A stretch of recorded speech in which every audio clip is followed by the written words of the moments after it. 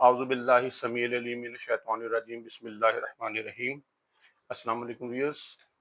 آج ایک بڑا ہی دلچسپ واقعہ ہے امام ابو حنیفہ کا جو میں نے بیان کرنا ہے آپ سے، اور یہ جو واقعہ ہے ایک ملحد کا واقعہ ہے، اور امام ابو حنیفہ کا اس کے ساتھ ڈیبیٹ اور بحث ہوئی، مناظرہ ہوئی، مباحثہ ہوا، لیکن اس سے قبل میں یہ دلچسپ واقعہ ہے، لیکن اس سے قبل میں چونکہ ایجوکیٹ کرتا ہوں، بنیادی طور پر استاد ہوں، تو میری کوشش ہوتی ہے کہ چھوٹے چھوٹے پوائنٹس بھی ساتھ ساتھ کلیئر کروں، اور اس میں ہر طرح کے چونکہ ویورز ہوتے ہیں تو جن کی معلومات کم ہیں ان کو اس کا بیک گراؤنڈ بھی پتا ہو، اس شخصیت کے بارے میں بھی پتا ہو کون ہے۔ امام ابو حنیفہ کے نام سے ہم سب واقف ہیں، رحمۃ اللہ علیہ، رضی اللہ تعالی عنہ۔ ان کو امام اعظم بھی کہا جاتا ہے، اور ہمارے بر صغیر میں تو ہر گھر میں جو فکر چلتی ہے، اکثریت جو ہے وہ امام ابو حنیفہ کے جو فالوورز ہیں ان کی ہے۔ تو اس حوالے سے میں پہلے تھوڑا سا تعارف اور بھی کرواؤں کہ امام ابو حنیفہ کا جو اصل نام تھا وہ کم لوگ جانتے ہیں، وہ ہے نعمان بن ثابت۔ یہ علامہ شبلی نعمانی ہے نا، نعمانی علامہ شبلی بہت بڑے عالم دین تھے پچھلی صدی کے، اقبال کے معاصر تھے، سینئر معاصر تھے اقبال کے۔ وہ نعمانی جو اپنے نام کے ساتھ، وہ امام کسی زمانے میں امام ابو حنیفہ کے بہت زبردست وہ عقیدت مند تھے، تو وہ نعمانی، نعمان سے انہوں نے نعمانی بنایا ہوا تھا اپنے نام کے ساتھ، اس علامہ شبلی نعمانی، نعمان سے نعمانی۔ لیکن ان کا اصل نام جو ہے وہ جو ہے نا جو ہے وہ میں پھر بتا رہا ہوں کہ نعمان بن ثابت تھا۔ اور ابو حنیفہ کیوں کہتے تھے؟ ابو حنیفہ ان کی کنیت تھی، حنیفہ ان کی بیٹی تھی ایکچولی، تو اپنی بیٹی کی کنیت کو انہوں نے اپنا جو ہے اختیار کیا، اور اس کے بھی پیچھے ایک دلچسپ واقعہ وہ پھر کبھی بیان کروں گا، لیکن بہرحال اب دوبارہ موضوع کی طرف آتا ہوں۔ آپ کی جو ولادت ہے امام ابو حنیفہ کی وہ 80 ہجری کو کوفہ میں ہوئی، ٹھیک ہے، 80 ہجری کو کوفہ میں ہوئی۔ اس اعتبار سے وہ تابعین میں ہیں۔ تابعین وہ خوش قسمت افراد ہیں جنہوں نے ایمان کی حالت میں، اسلام کی حالت میں اصحاب رسول سے استفادہ کیا ہو، ان سے ملاقات ان کی ثابت ہو، استفادہ ثابت ہو، وہ جو لوگ ہیں وہ تابعین، یہ تابعین میں سے ہیں۔ یہ چاروں فقہاء میں سے ان کو یہ شرف حاصل ہے کہ یہ تابعین میں سے 80 ہجری میں ان کا جو ہے نا ولادت ہوئی، اور 150 ہجری میں بغداد میں ان کا وصال ہوا۔ اچھا، معاصر علماء میں اس زمانے میں ان کی بڑی شدید مخالفت بھی ہوئی۔ اس کی کیا وجہ تھی؟ اس کی وجہ یہ تھی کہ عام طور پر اس زمانے کے جو علماء تھے وہ احکام شریعت کی ظاہری شکل کو واجب الاتباع سمجھتے تھے، اس زمانے کے جو علماء تھے۔ امام ابو حنیفہ جو تھے وہ دراصل شریعت کی جو علت ہے، یعنی کاز آف دا شریعہ جو ہے، کاز جو ہے نا، کاز آف دا شریعہ یا شریعت کی جو علت ہے اس کو بہت زیادہ امپورٹنس، سگنیفیکنس دیا کرتے تھے۔ یہاں پر آ کر ان کا جو تھوڑا ڈیویشن ہوتی تھی، ان کے ساتھ ان کی تھاٹس میں اختلاف رائے پیدا ہوتا تھا، اور وہ اس حد تک جا نہیں سکتے تھے اس زمانے کے علماء اکثریت، تو وہ ان کو کہتے تھے تو شریعت کی ظاہری شکل سے مختلف چیز دکھائی دے گی۔ خیر اب اس میں ڈیٹیل میں نہیں میں جا سکتا کیونکہ علمی گفتگو شروع کر دوں گا تو آپ لوگوں نے بھاگ جانا ہے اسی وقت۔ میں فوراً یہ تھوڑا سا تعارف کے واقعہ بیان کرتا ہوں، واقعہ بڑا دلچسپ ہے اس لیے بھاگیے گا مت۔ لیکن اس ساری مخالفت کے باوجود امام ابو حنیفہ رضی اللہ تعالیٰ عنہ کی جو جورسپروڈنشل جو اوپینینز تھے، ان کی جو آراء تھیں، فقہی آراء، وہ سب سے زیادہ پھیلی عالم اسلام کے اندر۔ اس وقت عالم اسلام میں سب سے زیادہ فالوور اس وقت اگر ہوئے زمین پر حضور علیہ الصلوۃ والسلام کی امت میں سب سے زیادہ جو فالوورز ہیں کسی ایک امام کے، جو فقہی امام ہے، جو ایک جورسٹ ہے، اس میں امام ابو حنیفہ جو سب سے جو فالوورز ہیں سب سے زیادہ ہیں، یہ شرط ان کو حاصل ہے۔ اچھا، اب اگلی بات کہ اب ہمارا جو بر عظیم ہے یا سب کانٹیننٹ ہے، آپ دیکھیں پاکستان، ادھر سے آپ انڈیا یا بھارت، ادھر سے بنگلہ دیش، اور اسی طرح سے آپ دور دراز چلتے جائیں، آپ ملیشیا، انڈونیشیا، اور پھر زیادہ تر علاقوں میں اس پورے ریجن کے اندر آپ کو امام ابو حنیفہ کے سب سے زیادہ مقلدین یا فالوورز نظر آتے ہیں۔ اچھا، آپ کا وصال جو ہے نا وہ عباسی جو خلیفہ تھا ابو جعفر منصور، اس کے عہد میں ہوا تھا۔ اور کیسے ہوا تھا؟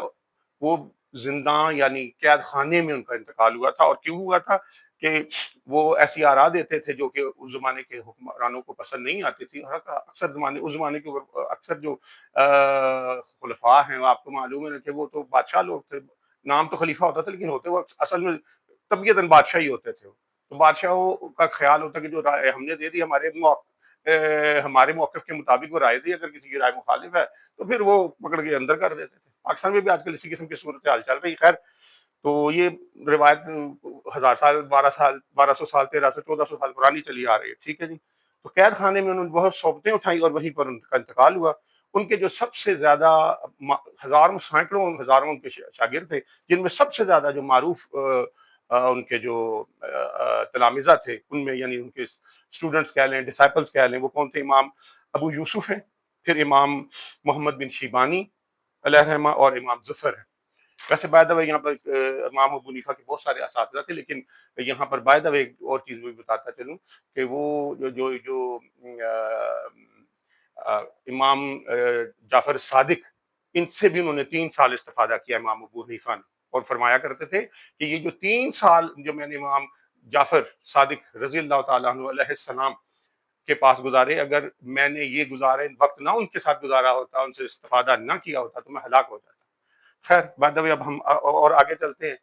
تو واقعہ کیا ہے؟ واقعہ یہ ہے کہ ایک دفعہ ایک شخص تھا جو کہ ملحد تھا، دہریہ تھا۔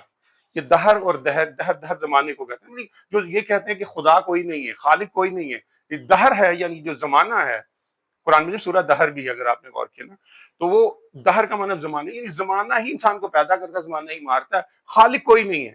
Time is the creator, time is the lord, ٹھیک ہے، وہی خالق ہے، وہی کریٹر ہے، ٹھیک ہے، تو خدا نہیں ہے، اس کی وجہ دہریہ کہتے ہیں۔ تو دہریہ تھا، ایک ملحد تھا، جس کو آپ آج کل کی عام لینگویج میں جو بچے آج کل یوز کرتے ہیں وہ زبان میں کہتے ہیں ایتھیسٹ، یعنی خدا کا جو منکر ہوتا ہے، کہتے ہیں کوئی خدا نہیں۔ تو ایک یہ دہریہ تھا ایک، اور وہ کافی زیادہ لاجیکل آدمی تھا، اور اس کے پاس بڑے دلائل تھے خدا کے نہ ہونے کے، کہ خدا نہیں ہے، اللہ نہیں ہے، کریٹر کوئی نہیں ہے، یہ کائنات خود ہی وجود میں ہے، یہ دنیا خود ہی چل رہی ہے، یہ سارا نظام آٹومیٹکلی چل رہا ہے، ایٹسٹرا ایٹسٹرا۔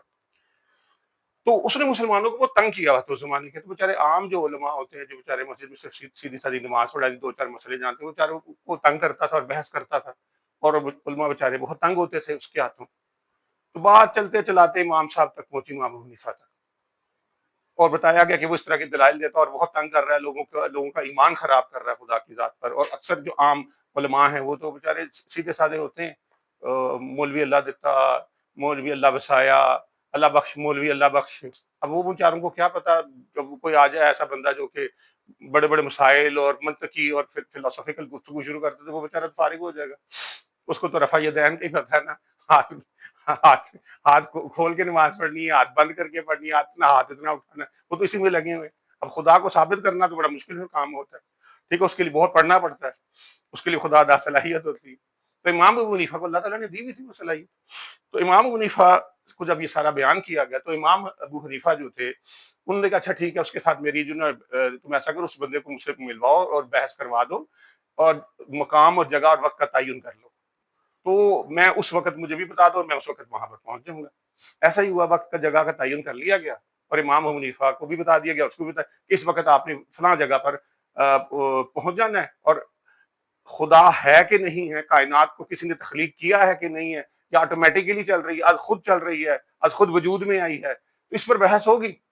تو امام ابو حنیفہ جو تھے انہوں نے کہا ٹھیک ہے، وہ بھی جو دہریہ تھا اس نے کہا ٹھیک ہے، تمہارے امام کو بھی دیکھ لیں گے، تم کو تو پچھاڑ ہی دیتا ہوں میں، اب تمہارے امام کو بھی دیکھ لوں گا۔ اس کے بعد بہت سارے دلائل تھے خدا کے نہ ہونے کے۔ تو خیر وقت ہوا اور امام ابو حنیفہ جو تھے وہ راضی ہو گئے، وہ بھی راضی ہو گیا، جو مقام تعین ہوا ہو گیا وہاں پر۔ وہ جو دہریہ تھا، جو ملحد تھا، جو ایتھیسٹ تھا، وہ جناب اس جگہ پر پہنچ گیا اپنے وقت کے اوپر، شاید وقت سے بھی قبل تھوڑا۔ اچھا اب امام صاحب جو تھے وہ وقت پر نہیں آئے، حالانکہ اسلام کے اندر وقت کی پابندی کی بڑی ہے، لیکن امام صاحب ڈیلیبریٹلی نہیں آئے، اس میں ایک نکتہ تھا، امام صاحب وقت پر نہیں آئے۔ وقت گزرتا گیا گزرتا گیا، کوئی آدھا گھنٹہ، کوئی پونا گھنٹہ، گھنٹہ، 1.5 گھنٹہ، 2 گھنٹہ، کچھ وقت ایسے گزر گیا۔ اب مسلمانوں کے بیچاروں کے دل دھڑکنے لگ گئے کہ امام صاحب تو آئے نہیں، اب تو ذلت ہمیں اٹھانی پڑے گی ساروں کو، اور وہ آگے سے جو تمہارا امام یہ ہے وقت پہ آیا ہی نہیں وغیرہ وغیرہ، اور سے اس گلی کیا کہتے ہیں جلی کٹی سنا رہا ان کو، اور وہ بیچارے سن رہے ہیں کہ اب کیا کریں، امام صاحب آئیں گے تو بات ہوگی، نہیں آئے تو پھر تمہاری تو ذلت ہے۔ خیر لیکن وہ گھنٹہ، 1.5 گھنٹہ، 2 گھنٹہ، جتنا بھی وہ وقت تھا وہ اس کے لیٹ ہوئے، اور پھر بالآخر وہ آ گئے۔ وہ 1.5-2 گھنٹے لیٹ آئے، تاخیر سے پہنچے. تو اس نے کہا یہ تمہارا امام اتنی لیٹ آیا، اور آپ کا نام میں نے بڑا سنا تھا، آپ کو وقت کی کوئی قدر و قیمت نہیں ایٹسٹرا. تو امام صاحب نے کہا یار اصل میں تم مجھے برا بھلا کہہ رہا ہے، بات تو سن لے میری کوئی مجبوری بھی تو تھی نا، مجبوری بھی تو بعض اوقات ہو جاتی ہے آدمی کو. انہوں نے کہا کیا مجبوری تھی آپ کی؟ امام صاحب نے فرمایا کہ میں نے جو دریا کا دوسری جانب ہے، میں تو وہاں سے تیرے جہاں پر یہ مناظرہ یا ڈبیٹ یا یہ جو بحث و مباحثے کے لیے جو جگہ رکھی ہے متعین کی تھی، یہ میں تو دریا کے اس پار سے میں نے یہاں آنا تھا. ٹھیک ہے، تو میں جب دریا اپنے وقت کے مطابق پہنچ گیا وہاں پہ کے حساب سے کہ میں اس وقت پہنچوں گا، تو پھر تھوڑی دیر میں دریا عبور کر کے وہ گاڑی سوری جو کشتی ہے اس میں بیٹھ کر آ جاؤں گا. لیکن جب میں وہاں پہنچا تو اس دن آج وہاں پہ میں نے کوئی کشتی نہیں دیکھی، وہ کشتی کوئی نہیں تھی. میں بڑا پریشان ہوا کہ مجھے تیرنا بھی نہیں آتا، کشتی بھی نہیں، تو میں دریا عبور کیسے کروں؟ تو میں نے تو عبور کر کے ادھر پہنچنا تھا. تو پھر میں کھڑا سوچتا رہا اور میں نے کہا یار یہ تو بڑا مسئلہ ہو گیا، اب میں پہنچ نہیں سکوں گا، یہ تو معاملہ سارا خراب ہو گیا. لیکن ہوا کیا کہ میں اس سوچ بچار میں پڑا ہوا تھا، تو اچانک سے میں نے وہاں پر میری نظر زمین پر پڑی، دریا کنارے زمین پر ایک چھوٹا سا پودا، معمولی سا چھوٹا سا پودا جس کے 2 پتے نکلتے ہیں نیچے سے، چھوٹی سی ایک سمجھ لو کہ تنا، باریک سا تنا ہوتا ہے اس پر سبز سا، اس کے بعد 2 چھوٹے چھوٹے پتے تو میں نے دیکھا وہ باہر نکل رہا ہے زمین سے. تو میں اس کی طرف متوجہ ہو گیا، تو میں دیکھا کہ وہ پودا نکلنا شروع ہو گیا، اور میں پودا کو نکلا دیکھا کہ وہ بڑا ہونا شروع ہو گیا، اور پھر بڑا ہوتا ہوتا ہوتا ہوتا بڑا پودا بن گیا، پھر آہستہ آہستہ اتنا بڑا ہو گیا کہ درخت بن گیا. اب وہ پورا چھاؤں دار درخت بنا. پھر میں نے درخت کو دیکھا، پھر درخت جو تھا میں نے دیکھا کہ درخت جو آہستہ آہستہ وہ گھنی چھاؤں والا درخت بن گیا، اور تھوڑی دیر کے بعد وہ درخت جو تھا نا پھر خود ہی خشک ہونے لگ گیا، اور اس کے بعد وہ کٹنے لگ گیا خود بخود، یعنی اس کے پھٹیاں سی، اس کی چپٹیاں سی بننے لگ گئی، اس کے پھٹے سے بننے لگ گئے. اب میں دیکھ رہا ہوں کہ یار یہ کیا ہو رہا ہے. پھر میں نے دیکھا وہ پھٹے زمین پہ سارے خود بخود گر گئے، اس کے بعد وہ پھٹے آپس میں خود بخود جڑنے لگ گئے. پھر میں نے دیکھنے لگ گیا کہ یار یہ پھٹے جڑنے، یہ کیا بن رہا ہے. تو تھوڑی دیر کے بعد دیکھا وہ پھٹے جڑتے جڑتے جڑتے ایک کشتی کی شکل اختیار کر گئے. اب وہ کشتی جو تھی وہ چپو بھی بن گئے، اور وہ کشتی خود بخود جا کے دریا کے اندر لگ گئی، کنارے پہ دریا کے، اور چپو بھی وہیں پہ اس کے ساتھ ہی آگے. اچھا میں نے دیکھا یار میرا تو مسئلہ حل ہو گیا، جو بھی جیسے بھی نکلا میں تو اب کشتی میں بیٹھوں، چپو ماروں اور نکلوں، پہنچوں آپ کی طرف، آپ سے بحث مباحثہ تھا میرا. تو امام صاحب کہتے ہیں میں کشتی میں بیٹھا، اور پھر کشتی جو اتنا چلا کے اور چپو مار کے، اور میں تو اس میں 1-1.5 گھنٹہ جو 2 گھنٹے میں لیٹ ہوا، یہ سارا پروسیجر میں دیکھ رہا تھا. اور اس کے بعد آیا. اب وہ ایک تو مسلمان بڑے غور سے سن رہے ہیں کہ یہ امام صاحب کیا فرما رہے ہیں، یہ کیسی گفتگو کر رہے ہیں آج امام صاحب، اس کی تو کوئی سر پیر نہیں ہے اس گفتگو کا. لیکن امام صاحب نے تو اپنے طریقے سے گفتگو کرنی تھی نا، اس کو سر پیر تھا اس کا. اچھا ادھر سے وہ جو دہریہ تھا، ایتھیسٹ تھا، وہ امام صاحب کی باتوں پہ ہنسنے لگ پڑا. اس نے کہا یار تم جو مولوی اللہ بسایا، مولوی اللہ دیتا، مولوی اللہ بخش، یہ تم سارے جو لوگ ہو، تو میں تو تم سے بحث کرتا تھا تو میں کہتا تھا تم کم علم ہو، تمہارا امام تو تم سے بھی زیادہ کم علم ہے، بلکہ مجھے تو لگتا ہے اس کا تو ذہنی توازن بھی ٹھیک نہیں ہے، یہ کیسی گفتگو کر رہا ہے، یہ سین آدمی ہے، یہ کوئی عقل مند آدمی ہے.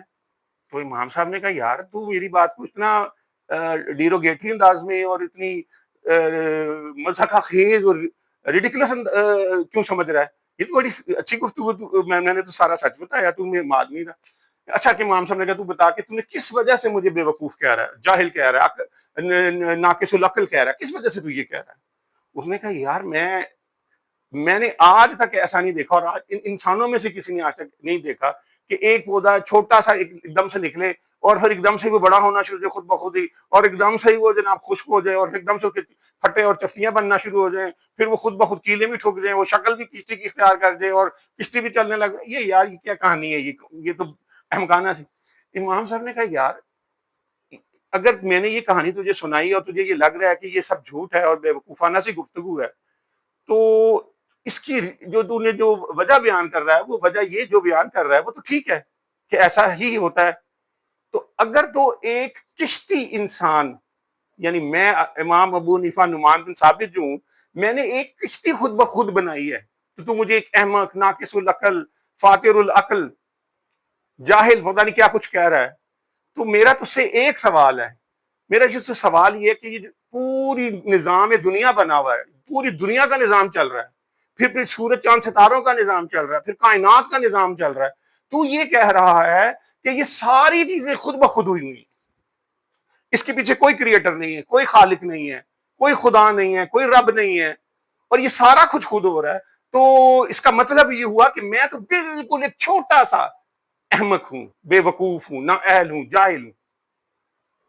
ٹھیک ہے، اور تو سب سے بڑا احمق، کائنات کا سب سے بڑا اور دنیا کا سب سے بڑا جاہل، احمق اور نہ اہل آدمی ہے، کیونکہ تو پوری کائنات کو کہہ رہا ہے کہ وہ خود بخود بن گئی ہے.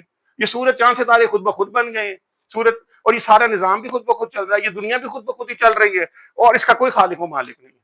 تو میں تو تیرے جیسے سب سے بڑے دنیا کے جاہل سے بحث نہیں کر سکتا، تیری میری تو بحث بنتی نہیں. میں تو چھوٹی سی حماقت کی بات کر رہا ہوں، اور تو جو اتنی بڑی حماقت کی بات کر رہا ہے. تو تجھ سے بڑا جاہل تو اس وقت روئے زمین پر کوئی نہیں، میں تو چھوٹا سا احمق ہوں، اور میں نے یہ بات سمجھانے کے لیے تجھے کہی.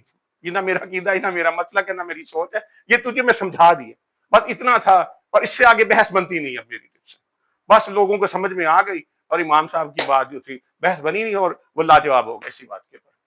ٹھیک ہے. تو امام ابو حنیفہ بہت بڑی شخصیت تھے، اور انہوں نے لمبی چوڑی مولویانہ سے گفتگو کی ہی نہیں، سمجھداری کے ساتھ، عقل مندی کے ساتھ بات سمجھا بھی دی، وہ اہل مجلس کو بھی، مسلمانوں کو بھی، اور ادھر سے وہ جو آیا تھا احمق آدمی، جاہل، دنیا جو سب سے بڑا جو جاہل تھا اس وقت، اس کو سمجھا دیا کہ میں جاہل نہیں ہوں، میں بے وقوف نہیں ہوں، میں احمق نہیں ہوں، میں فاتر العقل نہیں، تو ہے یہ سب کچھ. اچھا، یہاں پر بائی دا وے میں کچھ گفتگو برسبیل تذکرہ امام ابو حنیفہ کے نام سے مجھے یاد آ گئی. میں کچھ عرصہ پہلے ایک کلپ دیکھ رہا تھا، اس میں ایک بندہ ہے، کافی عرصے پہلے سنا تھا، ایک زمانے میں جب وہ آیا تھا نیا نیا سننا شروع کیا تھا میں نے، اور جلدی سمجھ گیا تھا کہ وہ کیا ہے. وہ مرزا جہلمی. کون؟ مرزا جہلمی. وہ امام صاحب کے بڑے سخت خلاف بول رہا تھا، بلکہ اس نے لٹرلی گالی دی امام ابو حنیفہ کو، میں بیان نہیں کر سکتا، لٹرلی گالی دی. اور ایک دن اس نے ان کے لیے بڑے غلط سے لفظ استعمال کیے. تو مجھے دکھ ہوا یار کہ علمی اختلاف کو علمی انداز میں کرو، بدتمیزی کرنا اتنے بڑے بڑے بزرگوں کی، اتنے اہل علم کی تم توہین کرتے ہو، کیا کرتے ہو. خیر، تو وہ بلکہ ایک جگہ وہ کلپ میں کہہ رہا تھا کہ امام اعظم کہتے ہیں یہ لوگ، امام اعظم تو حضور علیہ الصلوۃ والسلام، تو یہ تو ٹائٹل ہی غلط ہے. پھر ایک دن وہ کہہ رہا تھا قائد اعظم کو برا بھلا کہہ رہا تھا، پھر کہتے جی یہ قائد اعظم تو محمد علی جناح، تو محمد علی جناح کیسے ہو گئے، قائد اعظم تو رسول اللہ صلی اللہ علیہ وسلم. میں اس کی عقل پر مجھے ماتم کرنے کو دل چاہتا ہے، پتہ نہیں کون لوگ اس کو سنتے اور کیسے سنتے ہیں. خیر، تو اس نے کہا کہ یہ قائد اعظم جو ہیں وہ رسول اللہ صلی اللہ علیہ وسلم، اور امام اعظم بھی رسول اللہ صلی اللہ علیہ وسلم. تو اس احمد کو، اس فاتر العقل کو، مخبوط الحواس میں کہتا ہوں اس کو، بائی دا وے، مرزا جہلمی کو کیا کہتا ہوں میں؟ مخبوط الحواس. مرزا جہلمی مخبوط الحواس. تو مخبوط الحواس کس کو کہتے ہیں؟ کیونکہ آج کل کی اردو ہماری چونکہ اکثر پرابلم کر رہی ہے، تو میں اس کو بتا دیتا ہوں. لونیٹک کو کہتے ہیں، لونیٹک. مخبوط الحواس. لونیٹک کیا ہوتا ہے؟ an extremely irrational, eccentric and foolish person. یہ مرزا کی ڈیفینیشن ہے میری نظر میں. تو مرزا جہلمی صاحب جو ہیں، صاحب تو نہیں، خیر میں کہتا اس کو مرزا جہلمی کہتا ہوں اس کو. تو مرزا جہلمی نے یہ سب کچھ بیان کیا. تو بھائی بڑی سادہ سی بات ہے، جب ہم امام اعظم کہہ رہے ہوتے ہیں کسی امام کو، تو اس کا مطلب یہ نہیں کہ وہ ہر چیز کا امام ہے، ہر چیز کا امام وہی ہے، نہیں. جب امام اعظم فقہ کی ڈومین میں گئے، یہ لفظ فقہ نہیں ہوتا، فقہ جس کو جورسپروڈنس کہتے ہیں، فقہ کی ڈومین میں جب ہم گفتگو کر رہے ہوتے ہیں، تو چار بڑے امام ائمہ ہیں اہل سنت والجماعت کے، اہل تسنن کے. اب جو اہل سنت، وہ جو امام مالک، امام مالک، امام شافعی، امام احمد بن حنبل، اور امام اعظم امام ابو حنیفہ، تو ان میں ہم کہتے ہیں کہ یہ سب سے بڑے امام ہیں. ٹھیک ہے، وہ چاروں میں سے ایک ہیں، بلکہ ہیں تو چاروں امام، لیکن ان کو امام اعظم کہا جاتا ہے، یعنی ان چاروں میں وہ بڑے ہیں، سب سے بڑے. تو جب فقہ کی ڈومین میں گفتگو کر رہے ہیں، جب قائد اعظم کو ہم قائد اعظم کہہ رہے ہوتے ہیں، کائنات کا سب سے بڑا قائد ہوا نہیں. وہ جب ہم قائد اعظم کہہ رہے ہوتے ہیں، تو پھر 20ویں صدی میں جو تحریک پاکستان چلی، یا ہندوستان کی تحریک آزادی چل رہی تھی، یا مسلمانوں کی پالیٹکس ہو رہی تھی، اس میں جتنے بھی لیڈرز تھے ان میں ہم قائد اعظم کہتے ہیں مسلمانوں میں، کہ وہ ان میں مولانا محمد علی جوہر تھے، سر سید احمد خان تھے، اور مولانا شوکت علی خان تھے، وہ قائد اعظم کے جونیئر بھی تھے، لیاقت علی خان، سردار عبدالرب نشتر، اسی طرح کے بے تحاشا. لیکن ان میں جو سب سے بڑے لیڈر ہیں وہ کون ہے؟ قائد اعظم. تو ہم اس وقت کی بات کر رہے ہیں، یہ نہیں کہ پچھلی صدی، اس سے پچھلے صدی، ہر زمانے کا جو ہے نا وہ قائد اعظم سب سے بڑے لیڈر ہے دنیا کے. ایسا نہیں ہے، ایسا تو کوئی سوچتا ہی نہیں ہے. تو یہ اتنی سی لاجیکل بات اس احمق آدمی کی سمجھ میں نہیں آتی. تو آپ لوگ کہہ رہے ہوں گے یار یہ کیا طریقہ ہے، محمد علی تو میں لفظ استعمال کرتا، مرزا جہلمی کے لیے اتنے غلط سے برے لفظ استعمال کر رہے ہیں. تو میں آپ کو بتاتا ہوں میں کیوں یہ استعمال کر رہا ہوں. اس کے لیے یہ لفظ کہ میں نے خود کلپ سنے جس میں اس نے ایسی گفتگو کی ہے جس سے خدا کی توہین کا پہلو نکلتا ہے. وہ میں اس وقت ڈیٹیل میں گفتگو نہیں کروں، انبیاء کرام کی توہین کرتا ہے. اس نے رسول اللہ کے بارے میں اتنے غلط لفظ استعمال کیے ہیں جس کی وجہ سے وہ جیل یاترا کے لیے گیا ہوا. ٹھیک ہے. پھر اسی طرح اصحاب رسول صلی اللہ علیہ وسلم کے لیے بھی گفتگو کرتا ہے، رضوان اللہ اجمعین. پھر اہل اللہ، پھر اولیاء اللہ، علماء حق، فقہا، محدثین، ائمہ اربعہ. پھر اولیاء اللہ میں سیدنا شیخ عبد القادر جیلانی، سیدنا علی بن عثمان اجمیری، امام غزالی، ابن عربی، خواجہ معین الدین چشتی اجمیری، مولانا رومی، شاہ ولی اللہ، پیر مہر علی شاہ صاحب، مولانا اشرف علی تھانوی صاحب، امام احمد رضا خان رحمۃ اللہ علیہ. یہ سارے کے سارے اتنی بڑی بڑی ہستیوں کے لیے ایسے وہ گھٹیا لفظ، توہین آمیز، ذلت آمیز، گالم گلوچ والے لفظ. تو اگر ان سب کے لیے یہ لفظ استعمال کرتا ہے تو پھر مرزا جہلمی کے لیے اگر میں مخبوط العباس کہہ رہا ہوں تو بالکل چھوٹا سا لفظ. ٹھیک ہے. تو مرزا جہلمی سے بچیں اور اس کی حماقتوں سے بچیں. اس کے لیے میں جو اس کو ڈیفائن کرتا ہوتا ہوں مرزا جہلمی کے لیے، کہ میری جو ڈیفینیشن ہے تو میں نے بتایا میں مخبوط الحواس کہتا ہوں اس کو. دوسری جو چیز ہے وہ یہ ہے کہ مرزے کو میں کہتا ہوں کہ مرزے کو عالم وہی لوگ سمجھتے ہیں، مرزے کو عالم وہی لوگ سمجھتے ہیں جو گاؤں میں ختنہ ڈیفینیشن یاد کر لیں. مرزے کو عالم وہی لوگ سمجھتے ہیں جو گاؤں میں ختنہ یعنی سرکمسیجن کرنے والے کو سرجن کہتے ہیں، وہ عالم سمجھتے ہیں. پھر سمجھیں اس ڈیفینیشن، مرزا کو عالم وہی لوگ کہتے ہیں جو گاؤں میں ختنے یعنی سرکمسیجن کرنے والے کو سرجن کہتے ہیں. تو وہ اس قسم جو ختنہ کرنے والا ہے نا وہ ختنہ کرنے والا عالم ہے. ٹھیک ہے. تو جو اس کو عالم مانتے ہیں میں ان کا بھی ذہنی توازن درست نہیں ہے. تو یہ چند باتیں تھی جو میں نے کرنی تھی، واقعہ سنانا تھا. لیکن یہ بائی دا وے بیچ میں یہ اچھا اس حوالے سے ایک بات بیان کروں. مولانا جو عمران صفدر صاحب ہیں ان کے کچھ میں نے کلپس دیکھے، وہ بڑا اچھا انہوں نے اس کو تجزیہ کرتے ہیں اور بڑا اچھا، بلکہ میں کہتا ہوں انہوں نے پوسٹ ڈاکٹریٹ جس نے 2 PhDs کی. تو میں ان کو اپریشیٹ کرتا ہوں عمران صفدر صاحب کو کہ وہ اس کے لیے اس کو آپ ڈھونڈیں، سرچ کریں تو آپ کو وہ اکثر جواب مرزا کے کچھ نہ کچھ جواب اب میں بھی دوں گا کیونکہ میں ایکٹیو ہو گیا ہوں سوشل میڈیا پر. اور انشاءاللہ کبھی نہ کبھی اس پر بھی بات کروں گا اور ڈیٹیل سے کروں گا اور بلکہ کرتا رہا کروں گا کہ ضرورت ہے اب. حالانکہ میں اس کو عالم نہیں مانتا، اور میں اگر وہ اتنی بڑی بڑی ہستیوں جن کے میں نے ذکر کیے ہیں وہ عالم نہیں مانتا اور ان کو کچھ نہیں سمجھتا، تو میں اپنے سامنے اس کو یہ یعنی اب طالب علم ہی نہیں مانتا. یعنی میں بھی استاد ہوں، چھوٹا موٹا جیسا بھی ہوں استاد ہوں، لیکن مرزا میرے سامنے بے وقت آدمی ہے اور بے حیثیت آدمی ہے. میں اس کو اس قابل بھی نہیں سمجھتا کہ میں اس کے ساتھ بیٹھوں، اس کے ساتھ گفتگو کروں، کہ وہ اتنا جاہل آدمی ہے. ٹھیک ہے. کہ اس لیول پر جا کے میں گفتگو نہیں کر سکتا جس لیول پر وہ گفتگو کرتا ہے. بس آج کے لیے یہی کچھ ہے. انشاءاللہ کل پھر کوئی نئی چیز لے کر، کوئی نئی گفتگو لے کر حاضر ہوں گا.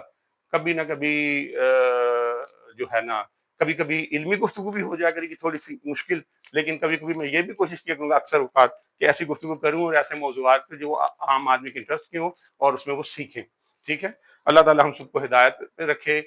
اپنے نبی کی محبت، اللہ کی توحید اور اللہ کی محبت، اللہ کے نبی کی محبت، انبیاء کرام اور اہل بیت اطہار کی محبت اور ادب، پھر اسی طرح سے اولیاء کرام، علماء حق، اتنے بڑے علماء حق جن کے میں نے ابھی ذکر کیا جن کو وہ توہین کرتا ہے. ان لوگوں نے اپنی زندگی ہے نا، آپ کسی بات سے اختلاف کر سکتے ہیں وہ، لیکن اس کا تہذیب اور پیرایا ہونا چاہیے. اور تہذیب کے اندر اگر یہ ان کی تہذیب اور گفتگو نہیں کر سکتا تو پھر اس کی بھی کوئی عزت اور اس کے لیے کوئی عزت کا مقام نہیں ہمارے لیے. وما علینا الا البلاغ.